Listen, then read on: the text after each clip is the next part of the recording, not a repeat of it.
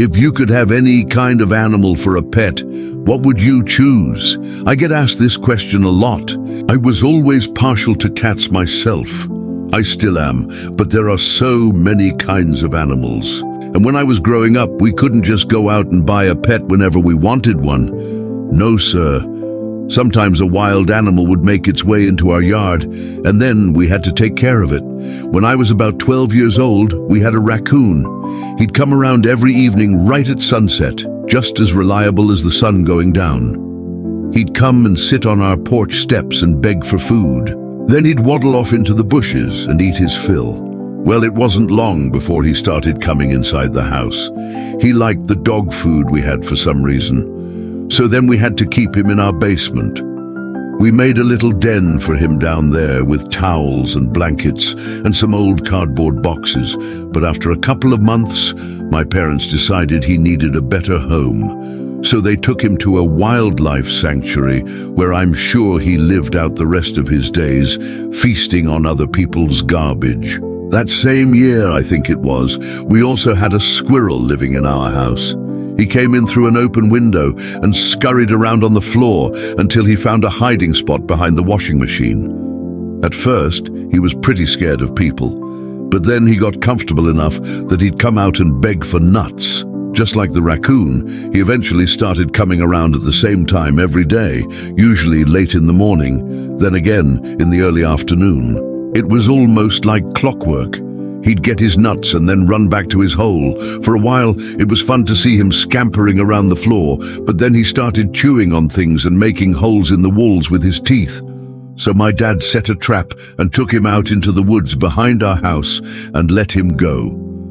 Those are just two examples of wild animals that showed up at our house when I was young. But the one I remember best is a small brown mouse that my sister brought upstairs in a shoebox. She named him Mickey and fed him bits of cheese and crackers.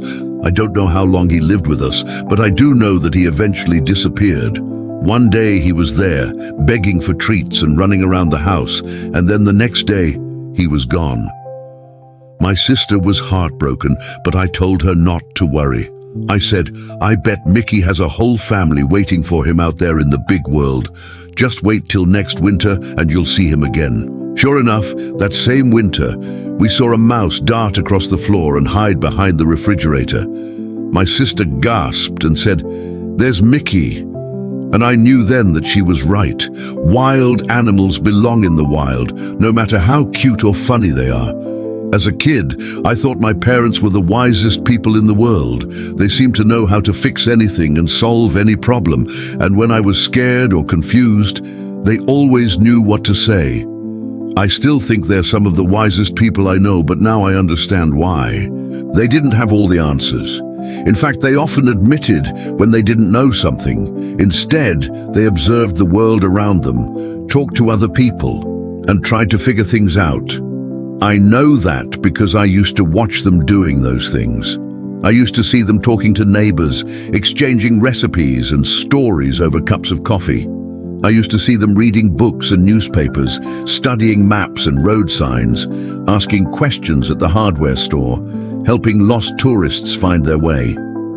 They never pretended to know everything. They never stopped trying to learn, and in the process, they became some of the wisest people I know. I learned a lot from my parents, but one of the things I remember most is how they treated other people. I remember how they always said hello to their neighbors and waved to the people in their church congregation. I remember how they volunteered at soup kitchens and donated money to charities. I remember how they taught me to be kind to everyone, no matter what race or religion or political party they were. I remember how they taught me that wisdom isn't just about knowing a lot of facts. It's also about how you treat other people. If you want to be wise, they said, then be kind, be compassionate, be generous, be honest, be humble. I wasn't always good at those things, but they kept teaching me and they kept reminding me, and eventually those lessons stuck. Now, whenever I meet a stranger, I try to be kind. Whenever I see someone in need, I try to help. Whenever I feel tempted to lie or cheat or steal, I try to be honest. Whenever I start thinking I'm better than other people, I try to be humble. I'm not always successful, but I keep trying because I want to be wise. Now, as I look back on my life, I can see that I've made a lot of mistakes. I've said and done things I regret. I've hurt people I love. I've wasted time and opportunities. I've been selfish and greedy. But as I look back, I can also see that I've learned from my mistakes. I've apologized when I'm wrong. I've tried to make things right. I've tried to be a better person. I've tried to use my mistakes as lessons for the future. Mistakes are part of life. Everyone makes them. The important thing is what you do after you make them. Do you admit them? Do you correct them? Do you grow from them? If you do, then your mistakes don't define you. They make you wiser. When I was young, I thought happiness was the most important thing in life. I thought if you wanted to be happy, then you should follow your dreams no matter what.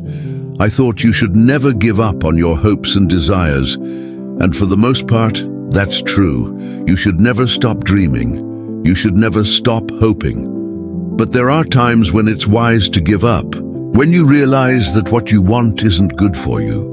When you realize that your dreams are causing you more pain than joy. When you realize that your hopes are leading you down a dangerous path. Sometimes you have to stop dreaming. Sometimes you have to give up on your hopes.